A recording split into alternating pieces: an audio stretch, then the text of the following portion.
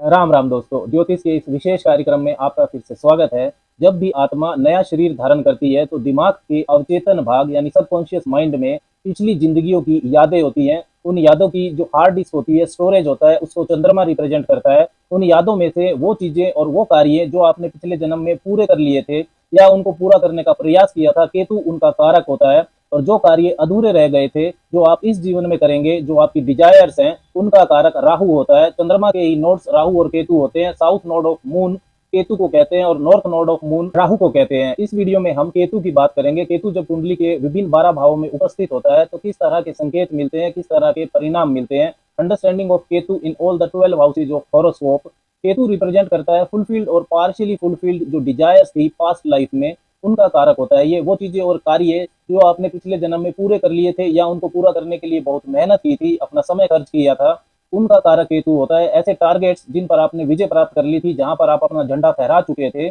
उनका कारक केतु है। इसलिए केतु को ध्वजा का फ्लैगशिप का कारक माना जाता है। केतु कुंडली के जिस भी भाव में उपस्थित होता है, उस भाव की चीजों और कार्यों पर आपने पिछले जन्म में काफी मेहनत की थी, समय खर्च किया था, वहां का अनुभव लिया था। यही कारण है कि अब इस जीवन में आप केतु के प्रभाव वाली चीजों से अलग हो सकते हैं। उन चीजों व कार्यों के लिए आपके अंदर वो जुनून नहीं होता। इसीलिए केतु को जो भौतिक जीवन है उससे अलगाव का, सेपरेशन फ्रॉम मटेरियल वर्ल्ड, इसका कारक माना जाता है। केतु की स्थिति बताती है कि जब जन्म हुआ तो आत्मा कहाँ से चलकर आ रही है, किन किन अनुभवों, किन किन एक्सपर्टीज के साथ आ रही है, जीवन में प्रवेश कैसा है।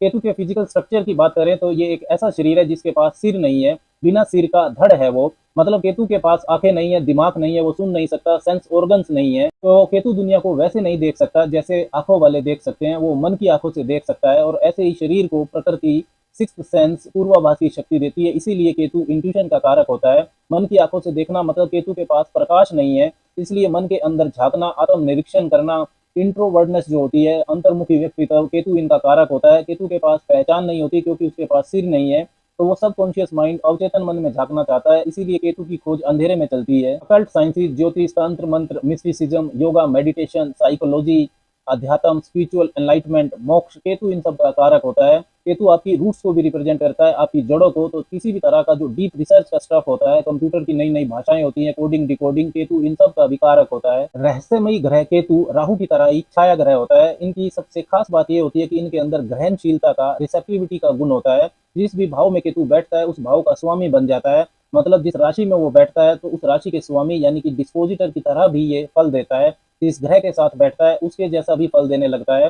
कुंडली में पहले, चौथे, सातवें और 10वें भाव को केंद्र भाव कहा जाता है और पहले, पांचवें और नवम भाव को त्रिकोण भाव कहा जाता है। पहला भाव केंद्र भाव और त्रिकोण भाव दोनों माना जाता है। तो ज्योतिष के नियमों के अनुसार जब भी केंद्र भाव और त्रिकोण भाव के स्वामियों के बीच संबंध बनता है तो उसे विष्णु लक्ष्मी राजयोग कहा जाता है। तो जब केतु अगर त्रिकोण भाव में बैठता है और किसी भी केंद्र भाव के स्वामी की उस पर दृष्टि आ जाती है या उसके साथ वो बैठ जाता है तो केतु भी विष्णु लक्ष्मी राजयोग जैसा फल देने लग जाता है। इसी तरह केतु जब केंद्र भाव में बैठता है और किसी त्रिकोण भाव के स्वामी के साथ उसका संबंध बनता है, तब भी केतु विष्णु लक्ष्मी राजयोग जैसा फल दे सकता है।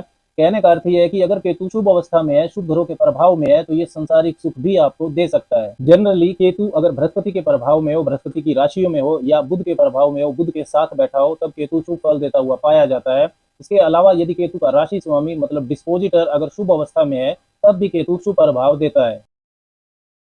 पहले भाव की बात करें तो पहला भाव निजता को बताता है, सेल्फ को बताता है। आपका स्वभाव, रंग, रूप, आकार, जो भी आपका व्यक्तित्व है वो पहले भाव से देखा जाता है। आपका सिर, मस्तिष्क, ब्रेन, ओवरऑल आपकी हेल्थ, आपकी प्रसिद्धि, इन सबको भी पहले भाव से ही देखा जाता है। आप जीवन को किस नजरिए से देखते हैं, आपका एटीट्यूड कैसा है, ये भी पहले भाव से ही देखा जाता है। अब आपको केतु के गुणों को और पहले भाव से जो चीजें देखी जाती हैं उनको आपस में मर्ज करना है। केतु यदि आपकी कुंडली के पहले भाव में है तो ये स्पष्ट है कि आपने अपनी पिछली जिंदगी में अपने शरीर का, अपने व्यक्तित्व का, अपने स्वास्थ्य का बहुत ध्यान रखा था। अनुशासित जीवन जीकर भौतिक जीवन का अनुभव लिया था। वो अनुभव अच्छा या बुरा हो सकता है, लेकिन पिछले जीवन में आपने अपनी पर्सनैलिटी पर, आइडेंटिटी पर बहुत फोकस किया हुआ था। अब इस जीवन में हो सकता है कि आप अपनी पहचान, अपने व्यक्तित्व, अपने शरीर पर बहुत ज्यादा फोकस ना करें। पब्लिक में आप कैसे दिखते हैं इसकी परवाह नहीं करेंगे, आपको अपने गुणों को ही खोजना पड़ेगा। व्यक्तित्व में अधूरापन आपको महसूस हो सकता है। इसका मतलब ये नहीं है कि आप बिल्कुल अकेले रहना पसंद करेंगे, लेकिन अपने ही अंदर खोज करने की एक प्रवृत्ति, एक आदत आप जरूर पाएंगे। केतु पहले भाव में या लगन में है और वो मजबूत स्थिति में है, उस पर बृहस्पति या बुध का प्रभाव आ रहा है, मेष या वृश्चिक राशि में है, धनु या मीन राशि में है, या जो भी केतु का राशि स्वामी है, डिस्पोजिटर है, वो केंद्र या त्रिकोण भाव में है, या कहीं पर उच्च स्थिति में है, तो ऐसा केतु आपको खोजी व्यक्तित्व देगा, अपने अच्छे गुणों को पहचानने की आपको अक्षमता देगा। बार-बार अपने बारे में आप आत्म-निरीक्षण करेंगे। किसी विषय के बारे में अगर आपको पूरी जानकारी नहीं है, तो उस पर आप ज़्यादा नहीं बोलेंगे।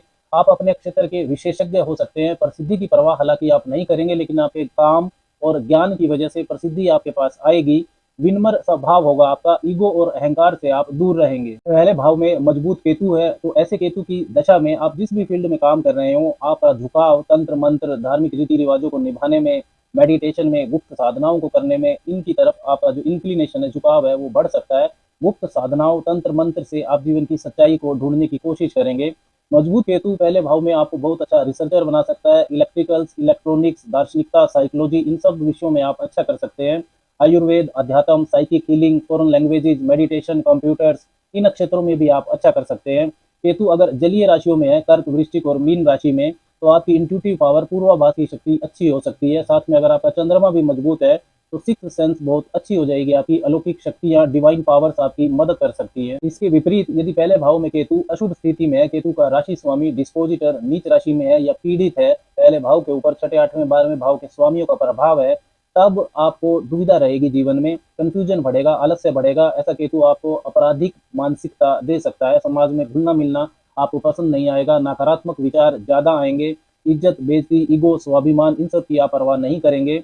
बिना सिर का, बिना दिमाग का ग्रह आपके व्यक्तित्व को नियंत्रित कर रहा है, तो आप जो भी काम करेंगे उसके दूरगामी परिणामों के बारे में नहीं सोचेंगे। जो काम करेंगे वो दूसरों से प्रभावित होकर करेंगे। अंट संट तंत्र मंत्र की साधनाओं में आप शामिल हो सकते हैं। अपना दिमाग इस्तेमाल नहीं करेंगे, दूसरों लोगों की सलाह से चलने से एक आइसोलेशन आप महसूस करेंगे। आपके पास सारी खुशियां, रिश्ते, धन अगर हैं भी, तो भी आप काफी आइसोलेटेड और डिटैच्ड महसूस करेंगे। पहले भाव में केतु अगर नेगेटिव प्रभाव आपको दे रहा है, तो आपको भगवान श्री गणेश की उपासना करनी चाहिए। ज्ञान और बुद्धि के वो देवता हैं। भगवान श्री गणेश का दर्शन करें आप मंदिर में जाकर। भगवान श्री गणेश का लॉकेट भी आप अपने गले में पहन सकते हैं। केतु कुंडली के दूसरे भाव में, दूसरा भाव होता है धन भाव। धन की बचत, वेल्थ एकोमुलेशन को दूसरे भाव से देखा जाता है। आपका कुटुंब, परिवार, पारिवारिक मान्यताएं, इनको भी दूसरे भाव से देखा जाता है। दूसरे भाव से वाणी को भी देखा जाता है, quality of your sound tone, और आप किस तरह का भोजन लेते हैं, ये भी दूसरे भाव ही बताता है। दूसरे भाव में केतु का होना ये बताता है कि आपने अपनी पिछली जिंदगियों में धन इकट्ठा करने में काफी मेहनत और ऊर्जा को खर्च किया था। आपने अपनी मेहनत से धन कमाने में बहुत ऊर्जा खर्च की थी। दूसरा भाव अपनी मेहनत से कमाए हुए धन का होता है।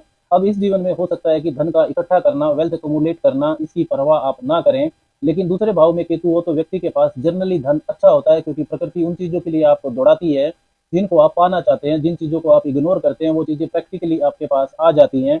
लेकिन इतना जरूर है कि दूसरे भाव का केतु बहुत ज्यादा मेहनत करके धन दौलत को कमाया जाए, इस तरह की सोच आपको नहीं देगा। आप लालची नहीं होंगे, धन का दिखावा नहीं करेंगे। दूसरे भाव में केतु है तो धन की सहायता आपको दूसरे लोगों से मिल जाती है।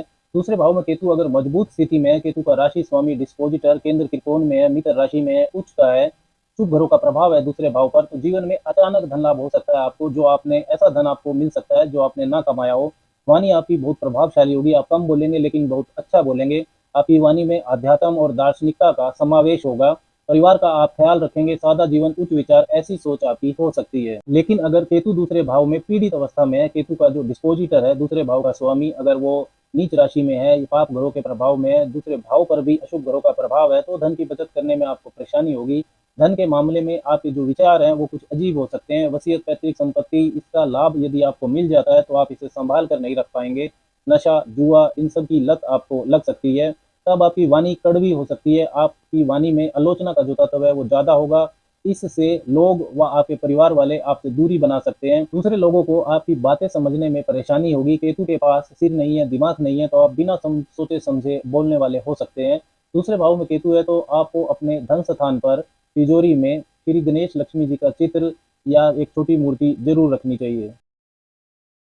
केतु कुंडली के तीसरे भाव में, तीसरा भाव होता है आपकी कम्युनिकेशन स्किल्स का, आपकी संवाद क्षमता, लिखना, बोलना, तर्क वितर्क करना, लॉजिकल माइंड, आपकी जो हॉबीज हैं उनको भी तीसरे भाव से देखा जाता है। Media, journalism, TV, internet, YouTube, जिन भी क्षेत्रों में कम्युनिकेशन स्किल्स का इस्तेमाल होता है वो तीसरे भाव से देखी जाती है। आपका साहस, पराक्रम, आपकी मेहनत, एफर्ट्स, इनको तीसरे भाव से देखा जाता है। आपके जो छोटे भाई बहन हैं, पड़ोसी हैं, छोटी दूरी की यात्राएं, इन सबको तीसरे भाव से देखा जाता है। हैंड स्किल्स को भी तीसरे भाव से ही देखा जाता है। तीसरे भाव से जो चीजें देखी जाती हैं और जो केतु का कारकत्व है, ये आपस में मैच नहीं करते हैं। तीसरे भाव में अगर केतु है तो जो मेटेरियलिस्टिक कम्युनिकेटिव इंटेलिजेंस है, भौतिक जीवन की संवाद क्षमता, इसका विकास बहुत धीमा होगा। छोटे भाई बहन रिश्तेदारों के साथ आपके कम्युनिकेशन को लेकर केतु आपके अंदर डिटैचमेंट देगा और समय पड़ने पर वो आपकी मदद भी नहीं करेंगे। ग्रुप एक्टिविटीज, टीम वर्क में शामिल होना आपको पसंद नहीं आएगा। केतु बिना सिर का शरीर है। केतु की जो संवाद क्षमता है वो वैसी नहीं होती है जैसे दूसरे घरों की होती है। केतु तीसरे भाव में है तो आपकी संवाद शैली, तर्क वितर्क क्षमता ये कुछ अनयूजुअल, असामान्य होगी, अलग तरह की होगी। आपके कम्युनिकेशन में अध्यात्म व दार्शनिकता का समावेश ज्यादा रहेगा। लॉजिकल माइंड, रैशनैलिटी ये सब नहीं होगा। लोगों को आपकी बातें व आपको लोगों की बातें समझने में परेशानी होगी। सेल्स, मीडिया, मार्केटिंग के लिए भी केतु का तीसरे भाव में होना शुभ नहीं होता है। केतु का तीसरे भाव में होना इतना जरूर बताता है कि आपने अपने पिछली जिंदगी में प्रभावशाली संवाद क्षमता को अनुभव किया था। अब इस जीवन में हो सकता है आप कम्युनिकेशन के ऊपर फोकस ज्यादा ना करें, उसकी परवाह नहीं करें, उसकी वैल्यू को नहीं समझें। बहुत ज्यादा साहस, मेहनत और रिस्क टेकिंग कार्यों को करने में केतु सपोर्ट नहीं करेगा। लेकिन केतु क्योंकि मंगल की तरह भी फल देता है, तो अगर तीसरे भाव में केतु है और ऐसे लोगों को उकसाया जाए तो वो ऐसे कार्य भी कर गुजरते हैं जो दूसरे नहीं कर सकते। साथ ही में तीसरे भाव में केतु है तो ऐसे लोगों को अगर ज्यादा उकसाया जाए तो उनके अंदर गुस्से का विस्फोट भी हो सकता है, क्योंकि केतु अचानक व सबसे एक्सट्रीम इंटेंस फल देने वाला ग्रह है। तीसरे भाव में केतु है तो आपके कम्युनिकेशन में, आपकी वाणी में बहुत जिज्ञासा होगी। धर्म, जप, तप, दार्शनिकता इनके बारे में बोलना आपको पसंद होगा। केतु का राशि स्वामी, केतु का डिस्पोजिटर मतलब तीसरे भाव का स्वामी अगर मजबूत स्थिति में है, उच्च राशि में है, मित्र राशि में है या केतु पर बृहस्पति का प्रभाव है, तो आप बहुत अच्छे टीचर, फिलोसफर या स्पिरिचुअल गुरु बन सकते हैं। अध्यात्म, स्पिरिचुअलिटी में आप जाना चाहेंगे। धार्मिक किताबें, स्पिरिचुअल बुक्स जो पैरानॉर्मल एक्सपीरियंसेस के बारे में बताती है, ये सब आप लिख सकते हैं। ऐसे राइटर आप बन सकते हैं। ज्ञान व अध्यात्म की खोज के लिए आप काफी यात्रा भी कर सकते हैं।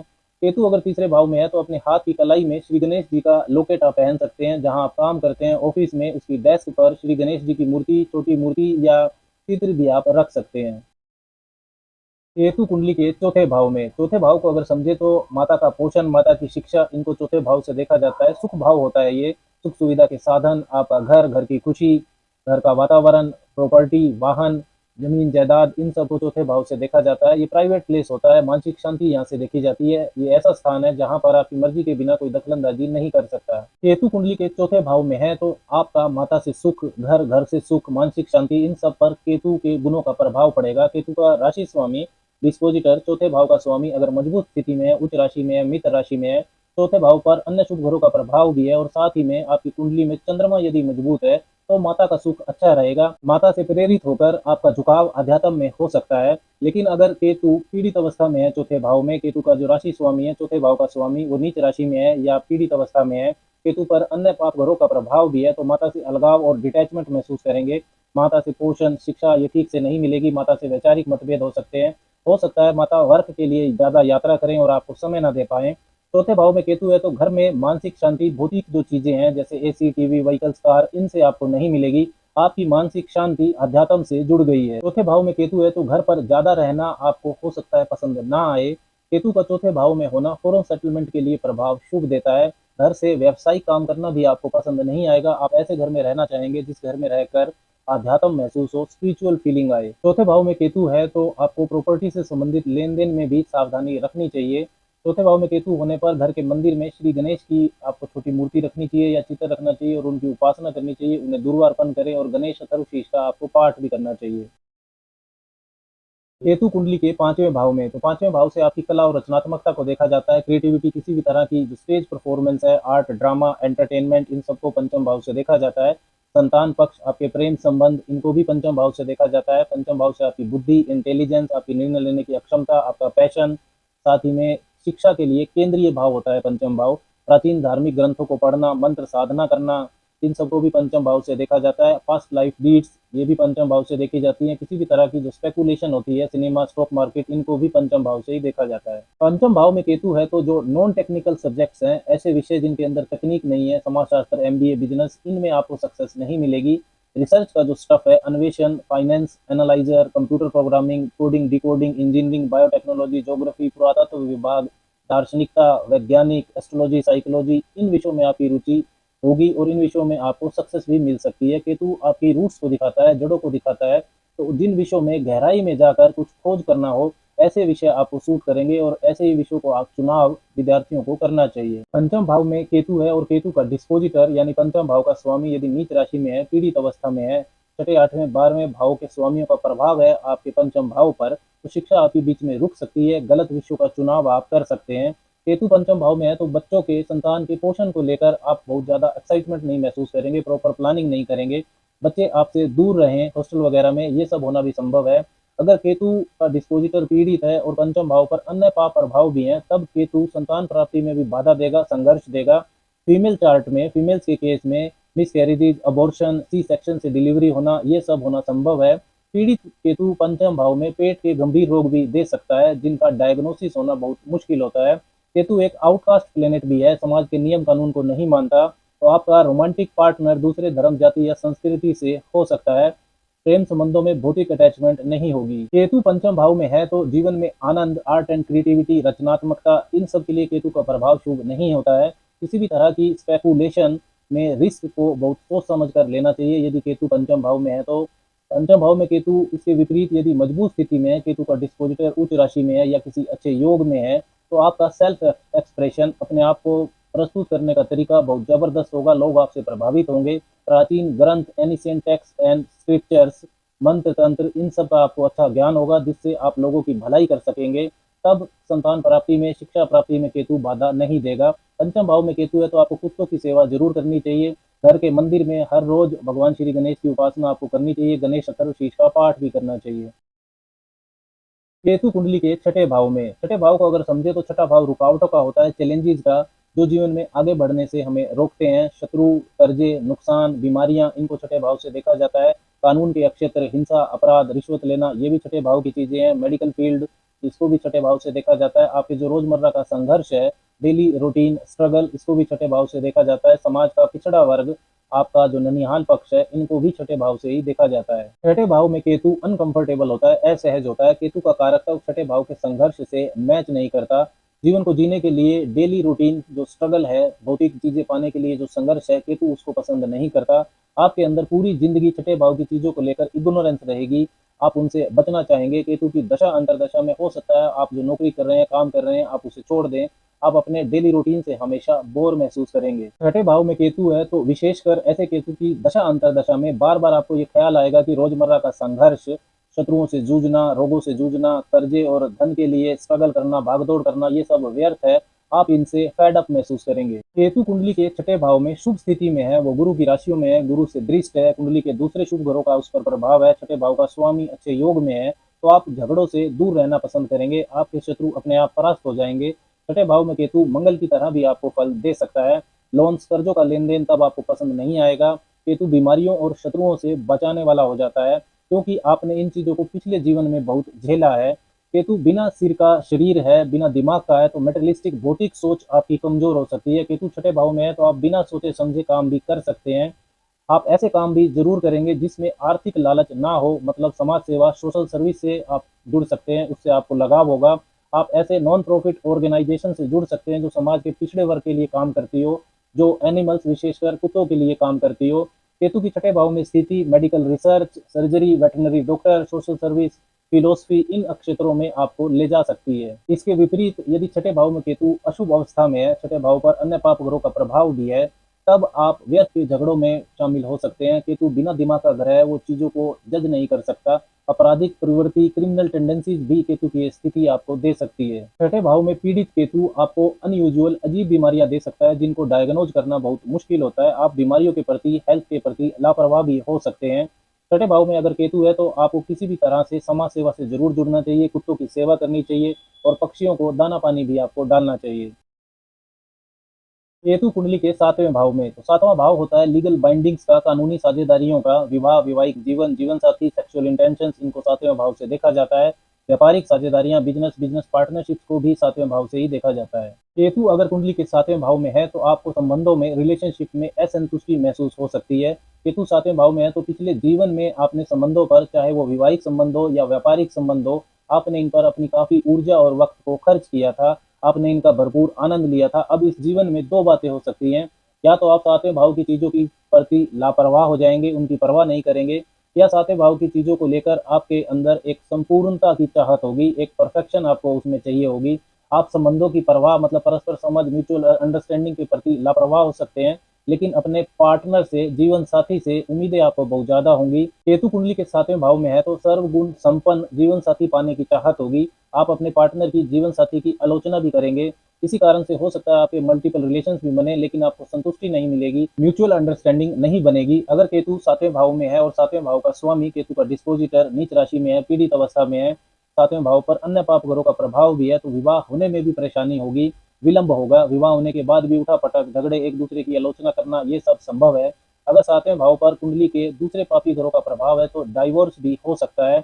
आप अपनी जिम्मेदारियों के प्रति लापरवाह रहेंगे वैवाहिक जीवन को लेकर, जिसके कारण कम्युनिकेशन गैप होगा और इसकी वजह से परेशानी हो सकती है।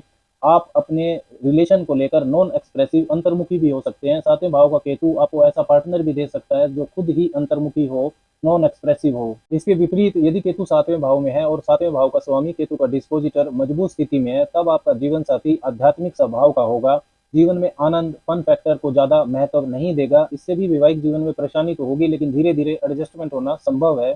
7वें भाव में केतु है और वो मजबूत स्थिति में है, 7वें भाव का स्वामी भी मजबूत स्थिति में है, तो व्यापार में आप तरक्की कर सकते हैं। कंप्यूटर से रिलेटेड, टेक्नोलॉजी, इलेक्ट्रॉनिक से रिलेटेड काम, इनमें आप अच्छा कर सकते हैं।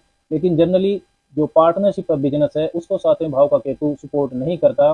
व्यापार अकेले ही करने की कोशिश करनी चाहिए यदि 7वें भाव में केतु है तो। 7वें भाव में केतु है तो आपको उपाय के तौर पर कुत्तों की सेवा करनी चाहिए, मल्टी कलर कपड़ा आपको दान करना चाहिए।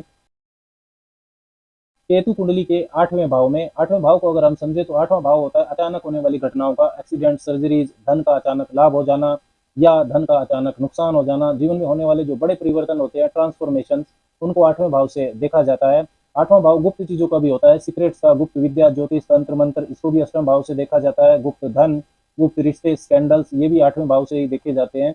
8वां भाव बिना कमाए हुए धन का भी होता है, वसीयत, पैतृक संपत्ति, इंश्योरेंस, जीवन साथी का धन, जॉइंट एसेट, इनको भी 8वें भाव से देखा जाता है। जीवन साथी का परिवार, इन लॉज, ये भी 8वें भाव से देखे जाते हैं। जमीन के नीचे दबी हुई चीजों को भी 8वें भाव से देखा जाता है। इसलिए रिसर्च का, अन्वेषण का मुख्य भाव होता है अष्टम भाव। केतु अष्टम भाव में है तो अचानक होने वाले उतार चढ़ाव से आप घबराएंगे नहीं। धन के मामले में उतार चढ़ाव हो या दुर्घटना हो, सर्जरी हो, इन चीजों में अष्टम भाव में केतु का होना एक प्रोटेक्टिव इफेक्ट देता है, बचाव देता है। दुर्घटना या तो होगी नहीं, या अष्टम भाव में केतु हो तो दुर्घटना होने पर मृत्यु की संभावना को ये बहुत कम करता है। दुर्घटना व अन्य जीवन में जो होने वाले उतार चढ़ाव है उनको लेकर आपकी सोच दार्शनिकता वाली होगी।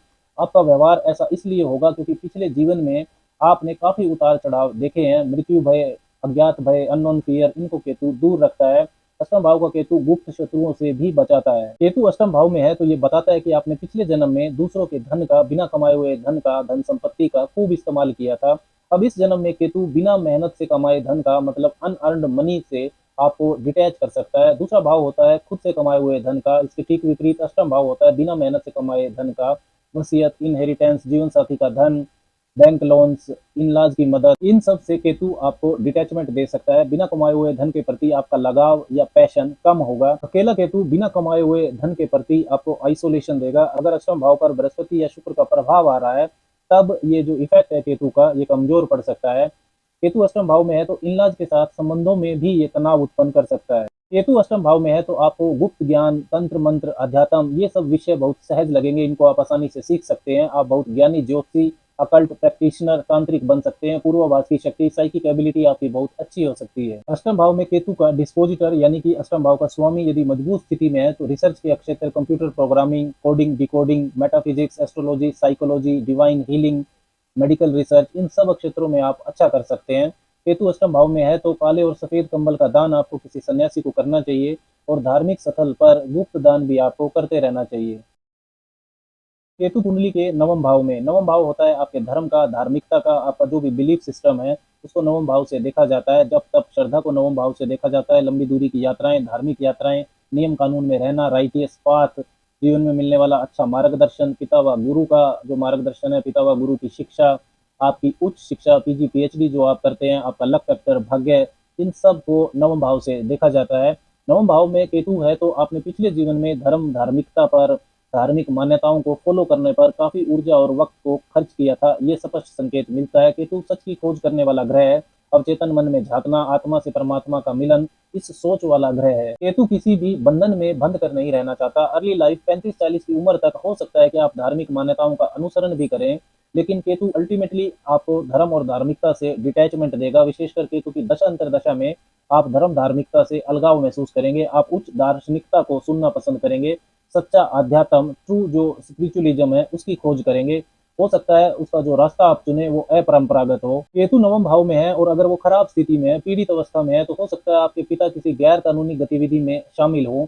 ऐसी स्थिति में हो सकता है आप किसी अच्छे मार्गदर्शन से वंचित रह जाएं। पिता या पिता तुल्य व्यक्ति आपको सही दिशा देना चाहते हो, लेकिन आप उनकी बात ही नहीं सुने। इसके विपरीत यदि केतु नवम भाव में है और उसका डिस्पोजिटर नवम भाव का स्वामी शुभ स्थिति में है, नवम भाव पर अन्य शुभ ग्रहों का प्रभाव भी है, तो आपके पिता अध्यात्म से जुड़े हुए हो सकते हैं। आप पिता की दार्शनिकता से काफी प्रभावित होंगे। ज्ञान के लिए आप लंबी दूरी की यात्राएं भी करेंगे। आप धर्म के प्रचारक, धार्मिक गुरु बन सकते हैं। कंसल्टेंसी, काउंसलिंग, फिलोसफी, ट्रेनिंग, इन सब क्षेत्रों में आप शिक्षा प्राप्त कर सकते हैं, उच्च शिक्षा प्राप्त कर सकते हैं। साथ ही में इन सब क्षेत्रों में आप व्यावसायिक तौर पर भी अच्छा प्रदर्शन कर सकते हैं। नवम भाव में केतु है तो आपको धर्म स्थान पर केले का दान जरूर करना चाहिए। अपने घर के मंदिर में श्री गणेश जी की छोटी मूर्ति या उनके चित्र को लगाकर उनकी पूजा करनी चाहिए। केतु कुंडली के दसम भाव में, दसम भाव को अगर समझे तो दसम भाव होता है आपके कैरियर का, कर्म भाव होता है आपका व्यवसाय, नौकरी, आपका यश मान सम्मान, प्रसिद्धि, पद प्रतिष्ठा, इन सब को दसम भाव से देखा जाता है। आपकी पहचान, आपकी जो आइडेंटिटी होती है वो भी दसम भाव से देखी जाती है। जो गवर्नमेंट वर्क है, गवर्नमेंट से संबंधित चीजें हैं, उनको दसम भाव से देखा जाता है। आपका वर्क एनवायरनमेंट, आपके सीनियर्स के साथ रिलेशन, इन सबको दसम भाव से देखा जाता है। केतु अगर कुंडली के दसम भाव में है तो जनरली ये केतु के लिए अच्छी स्थिति नहीं होती है। केतु अंतर्मुखी व्यक्तित्व का कारक है। केतु बिना सिर का है, बिना दिमाग का ग्रह है। कैरियर में बहुत दुविधा और कंफ्यूजन को ये दे सकता है। कैरियर में उतार चढ़ाव भी देगा। केतु अध्यात्म का ग्रह है, सत्य की खोज करने वाला।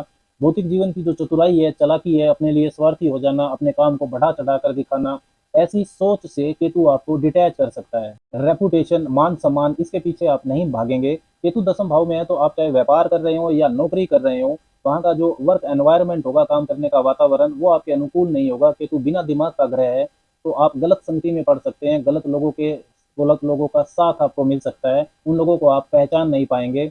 दसम भाव में केतु है तो आपके गुप्त शत्रु भी बन सकते हैं। अगर दसम भाव में केतु है और वो खराब राशि में है, आपके दसम भाव का स्वामी भी पीड़ित अवस्था में है, तो केतु की दशा अंतरदशा में ऐसा हो सकता है कि आप अपने काम को, नौकरी को, अपने स्टेटस को छोड़ दें।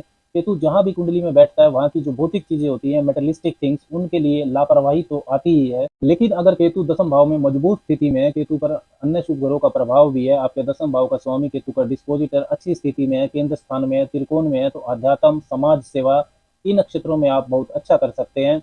एकांत स्थान में किए जाने वाले काम जैसे लेबोरेटरी में रिसर्च करना, साइंटिस्ट बनना, इन सब में भी आप अच्छा कर सकते हैं।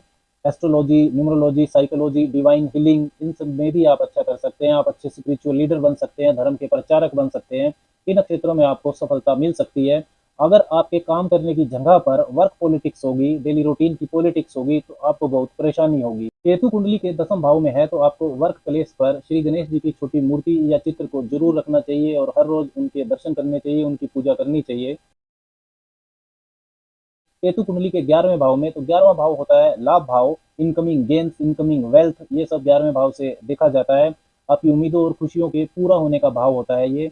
समाज में आपकी जान पहचान, आपका व्यावसायिक नेटवर्क सर्कल, ऐसा नेटवर्क सर्कल जहाँ से आप लाभ कमाते हैं, उसको 11वें भाव से देखा जाता है। 11वें भाव से बड़े भाई बहन को भी देखा जाता है। केतु जब कुंडली के 11वें भाव में है तो ये संकेत मिलता है कि आपने अपने पिछले जीवन में धन कमाने के साधनों पर, समाज से जुड़ने पर, नेटवर्क सर्कल बनाने पर काफी ऊर्जा और मेहनत को खर्च किया था।